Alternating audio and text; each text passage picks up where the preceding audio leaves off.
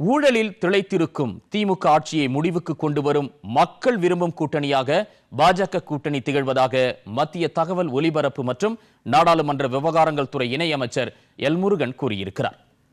கோவை விமான நிலையத்தில் செய்தியாளர்களிடம் பேசிய அவர், தமிழ் மீதும் தமிழ் கலாச்சாரத்தின் மீதும் அதீத பற்று கொண்ட பிரதமர் நரேந்திர மோடி கடந்த 11 ஆண்டுகளில் 12 லட்சம் கோடி ரூபாய் நிதி ஒதுக்கி இருப்பதை சுட்டிக்காட்டினார். முதலமைச்சர் மு.க.ஸ்டாலின் கடந்த 4 ஆண்டுகளும் நிதி ஆயோக் கூட்டத்தில் கலந்து கொண்டிருந்தால் தமிழகத்திற்கு மேலும் நிதி கிடைத்திருக்கும் என முருகன் குறிப்பிட்டார்.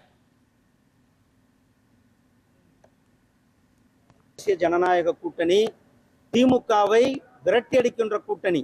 திமுக என்ற இந்த அரக்கனை, திமுக என்ற இந்த ஊழல் பெருச்சாலியை வீட்டுக்கு அனுப்புவதற்காக மக்கள் விரும்புகின்ற கூட்டணியாக இந்த கூட்டணி உருவாகி இருக்கிறது. 4 வருஷமா டெல்லி பக்கமே போகாதவர் நேற்றைக்கு டெல்லி போயிருக்கிறாரு, வரவேற்கத்தக்கது. இதை 4 வருஷத்துக்கு முன்னாடியே செஞ்சிருந்தா இன்னும் திட்டங்கள் அதிகமாக வந்திருக்கும். தமிழ்நாட்டினுடைய வளர்ச்சி 2 மடங்கு இன்னும் அதிகமாக இருந்திருக்கும்.